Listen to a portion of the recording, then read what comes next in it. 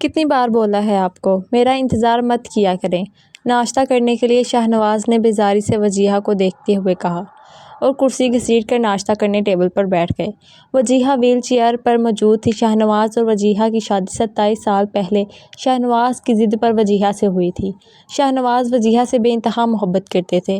وجیہہ بچپن سے ہی معذور تھی، مگر شاہنواز نے اپنے والدین کے خلاف جا کر ان سے شادی کی تھی۔ شادی کے 27 سال تک وجیہہ کو اپنی معذوری کی کوئی پرواہ نہیں تھی، مگر پچھلے 1 سال سے شاہنواز کا رویہ وجیہہ کے ساتھ زیادہ اچھا نہیں تھا۔ شاہنواز اور وجیہہ کے 2 بچے تھے، بڑا بیٹا اذہان اور چھوٹی بیٹی کومل تھی، مگر ایک حادثے کی وجہ سے کومل کا ذہنی توازن ٹھیک نہیں تھا۔ وہ بالکل بچوں کی طرح ری ایکٹ کرتی تھی۔ لے جاؤ ناشتہ، کومی کو ایک بار کہہ دیا نا وہ ناشتے میں کینڈیز کھائے گی تو بس کینڈیز ہی کھائے گی۔ اذہان جم سے ایکسرسائز کر کے واپس آیا، تبھی برتن ٹوٹنے کی آواز آئی، جو یقیناً کومی نے اٹھا کر پھینکے ہوں گے۔ اذہان اپنے کمرے میں جانے کے بجائے کومل کے روم میں چلا آیا، جہاں کوثر نیچے گرے ہوئے ٹوٹے ہوئے برتن اٹھا رہی تھی۔ کیا ہوا میرے بیبی کو صبح صبح اتنا سارا غصہ؟ اذہان اپنے سے 5 سال چھوٹی بہن کو بچوں کی طرح سہلاتا ہوا بولا۔ یہ گندی آنٹی ہیں، میرے کو جھوٹ بول کر ناشتہ کرواتی ہیں کہ ناشتہ کرنے سے کومی چھوٹی نہیں جلدی بڑی ہو جائے گی۔ کومی بڑی ہو چکی ہے بھائی، یہ دیکھو کومی بیڈ پر بیٹھے تو کومی کے پاؤں زمین کو چھوتے ہیں۔ کومل نے اپنے سے 1 سال چھوٹی کوثر کو آنٹی کہہ کر اذہان کی شکایت لگائی اور وہ بیڈ سے نیچے پاؤں لٹکا کر بیٹھی اذہان کو اپنی بات کا یقین دلا رہی تھی۔ وہ بڑی ہو چکی ہے میری جان، صبح صبح کینڈیز تو گندے بچے کھاتے ہیں۔ ابھی تو کومی نے خود کہا وہ بڑی ہو چکی ہے۔ اب کومی اپنے بھائی کے ساتھ ناشتہ کرے گی، پھر بھائی اور کومی فٹ بال کھیلیں گے۔ کوثر جلدی سے میرے اور کومی کے لیے ناشتہ لے کر آؤ۔ کومل کے اس طبیعت کو 1 سال ہو چکا تھا۔ کبھی وہ چھوٹی بچی بن جاتی، کبھی گھنٹوں خاموش رہتی اور کبھی زور زور سے چیخنے چلانے لگتی۔ تب اس کو سنبھالنا بہت مشکل ہو جاتا، مگر اذہان ہی واحد شخص تھا جو اسے اس کی کنڈیشن میں سنبھال لیتا تھا۔ کافی علاج کروانے کے باوجود بھی کومل ٹھیک نہیں ہو پائی تھی۔ کومل کو ناشتہ کروانے کے بعد اذہان اپنے روم کی طرف جا رہا تھا، جب ملازمہ پاس آئی اور بولی سر کوئی عباس نامی شخص آیا ہے، کہہ رہا ہے کہ آپ کا دوست ہے۔ عباس اذہان کا دوست تھا۔ ان کی دوستی امریکہ میں ہوئی تھی اور عباس چند ماہ پہلے ہی بیرون ملک سے پاکستان شفٹ ہوا تھا۔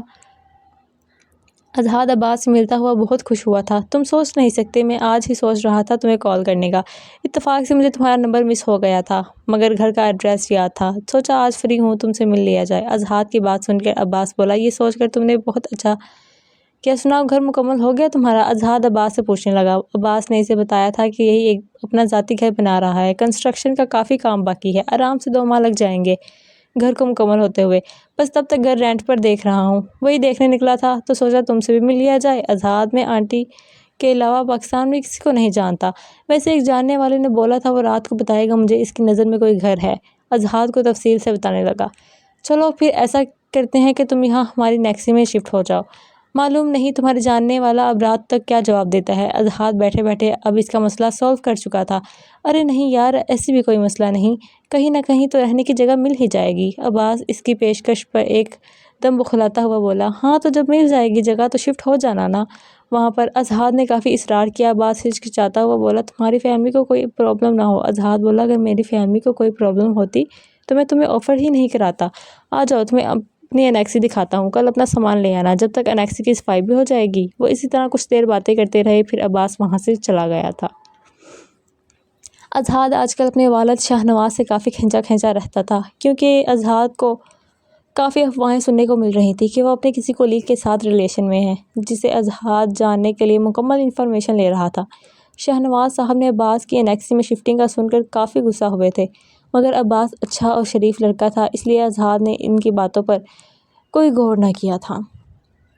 شاہنواز اپنے آفس میں بیٹھا کچھ کام کر رہا تھا جب نوین مسکراتے ہوئے اس کے آفس میں داخل ہوئی تھی اور مسکراتے ہوئے آگے بڑھی اور شاہنواز کا کوٹ اتار کر اسے ہینگ کرتے ہوئے شاہنواز سے پوچھنے لگی، آپ آج کل بہت خوش لگ رہے ہیں۔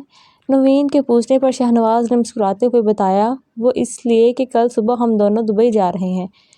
کہنے کو تو یہ ایک بزنس ٹور ہے، مگر 2 دن بنا کسی ٹینشن کے ہم دونوں ایک ساتھ گزاریں گے۔ شاہنواز نے چیئر پر بیٹھتے ہوئے اپنی خوشی کی وجہ بتائی تھی۔ اس پر نوین کے چہرے کی مسکراہٹ فکر مندی میں جھلکنے لگی۔ کیا ہوا، تم خوش نہیں ہو اب کی بار میرے ساتھ جانے پر؟ شاہنواز نوین کے چہرے کے تاثرات دیکھتا ہوا پوچھنے لگا۔ آپ کے ساتھ گزارا ہوا ہر ایک پل میرے لیے حسین ہے، مگر شاہنواز مجھے فکر ہے تو ہنی کی۔ نوین شاہنواز کے سامنے کرسی پر بیٹھ کر اپنی فکر اس سے شیئر کر رہی تھی۔ شاہنواز جانتا تھا وہ حنین کے لیے میں کافی پوزیسو ہے، اسے جتنا اپنی آنکھوں پر رکھ لے مگر وہ اس کے لیے فکر مند ہوتی ہی تھی اور اپنی بہن سے بہت پیار کرتی تھی، تو اس میں پریشان ہونے والی کوئی بات نہیں۔ حنین کو اپنی کزن کے پاس چھوڑ دینا۔ پلیز نوین، ہمارا پروگرام خراب مت کرنا، میں تمہارے ساتھ تھوڑا وقت گزارنا چاہتا ہوں۔ شاہنواز نوین کے ہاتھ پر ہاتھ رکھتا ہوا بولا۔ نوین اسے مسکرا کر دیکھنے لگی۔ آپ صرف 2 دن کی بات کہہ رہے ہیں شاہنواز، کہ میں تو ساری زندگی آپ کے ساتھ گزارنا چاہتی ہوں۔ نوین اپنے دل کی خواہش کو لبوں پر لاتی ہوئی بولی، میں بھی تمہارے ساتھ اپنی باقی کی ساری زندگی گزارنا چاہتا ہوں، بس صحیح وقت کا انتظار ہے۔ شاہنواز جذبے لٹاتی نظروں سے اسے دیکھتا ہوا بولا۔ نوین کے ہاتھ پر ہلکا سا دباؤ ڈال کر چھوڑا۔ مجھے آپ کی محبت پر رتی برابر شک نہیں، کافی منگواتی ہوں آپ کے لیے۔ نوین شاہنواز کو کہتے ہوئے اٹھے اور روز معمول کی طرح انٹرکام پر اس کے لیے کافی کپ بولا۔ عباس آج صبح ہی اظہار کے ہاں نیکسی میں شفٹ ہو چکا تھا۔ صبح صبح لان میں اسے کسی لڑکی کی آواز آئی، وہ دروازہ کھول کر باہر نکلا تو حیرت سے اسے اس لڑکی کو دیکھا جو دیکھنے میں 21-22 سال کی لگتی تھی، لیکن اس نے ٹکنوں کو چھوتی ہوئی فراک کے ساتھ 2 پونیاں باندھ کر اپنے آپ کو چھوٹی بچی والی گیٹ اپ میں ڈالا ہوا تھا۔ وہ عباس کو یوں اچانک دیکھ کر شاید ڈر گئی تھی، جب بھی اپنے منہ پر دونوں ہاتھ رکھتے آنکھوں میں خوف سمائی سے دیکھ رہی تھی۔ عباس نے اسے ہیلو بولا۔ ہیلو، وہ لڑکی ہیلو کے لیے کر کے اپنے ہاتھ کو کان کی طرف لے جاتے ہوئے انگوٹھا کان پر رکھ کر ہاتھ کا نقلی فون بنا کر اسے ہیلو بولنے لگی۔ عباس غور سے اس کی حرکت دیکھنے لگا۔ آخر کون تھی یہ لڑکی اور اس طرح کیوں ری ایکٹ کر رہی تھی؟ شاید نیا چہرہ دیکھ کر لازمی اسے شرارت سوزی تھی۔ یقیناً اب عباس سے ٹائم پاس کر رہی تھی۔ عباس اس پر سنجیدہ نظر ڈال کر واپس سے نیکسی میں جانے لگا۔ انکل آپ قومی سے بات نہیں کریں گے فون پر؟ عباس اس کی بات سن کر پلٹا اور ابھی بھی ہاتھ کا فون بنائے عباس کو مسکرا کر دیکھ رہی تھی۔ آپ کو میں انکل لگ رہا ہوں؟ بس اپنے سامنے کھڑی لڑکی کو دیکھ کر سنجیدہ ہو کر پوچھنے لگا۔ اپنے آپ کو شاید بچی پوسٹ کر رہی تھی۔ انکل ہی تو ہیں آپ، اتنی بڑی مونچھوں والے۔ کومل اس کی مونچھوں کی توہین کرتے ہوئے بولی، جو کہ اس شخصیت پر کافی جچتی تھیں۔ وہ ابھی بھی چھوٹے بچوں کی طرح ری ایکٹ کر رہی تھی۔ بولی، اگر میں انکل ہوں تو اس لحاظ سے آپ بھی آنٹی ہیں، چھوٹی بچوں کی طرح فراک پہن کر 2 پونیاں باندھ کر آپ بچی کم عجوبہ زیادہ لگ رہی ہیں۔ عباس اپنی مونچھوں کی توہین برداشت نہ کر پایا اور اسے حساب کرنے لگا۔ کومل اب گلا پھاڑ کر اونچا اونچا رونے لگی تھی۔ کیا مسئلہ ہے آپ کے ساتھ؟ کیوں کر رہی ہیں یہ سب اس طرح سے اوور ایکٹنگ؟ اسی کے ایک دم چیخنے پر عباس بوکھلاتا ہوا بولا۔ وہ سامنے لان میں اور گھر پر نظر ڈالتا ہوا کومل سے پوچھنے لگا۔ قومی آنٹی نہیں ہے بلکہ ایک چھوٹا سا پیارا سا بیبی ہے۔ اب وہ فراق کے اوپر پہنی ہوئی سویٹر کے آستین سے ناک پونچھتے ہوئے بولی۔ اس حرکت پر عباس کو ابکائی آتے آتے رہ گئی، ساتھ میں حیرت بھی ہوئی اس عجوبے کو دیکھ کر۔ پھر وہاں پر کوثر آئی، اس نے عباس سے معافی مانگی اور کومل کی ذہنی حالت کا بتایا، جس سے عباس کافی حیران ہوا تھا۔ یہ لڑکی ایکٹنگ نہیں کر رہی تھی بلکہ واقعی میں اس کی ذہنی توازن ٹھیک نہیں تھا۔ پلیز آپ میرے چینل کو سبسکرائب ضرور کریں اینڈ لائک بھی ضرور کریں۔ Thank you.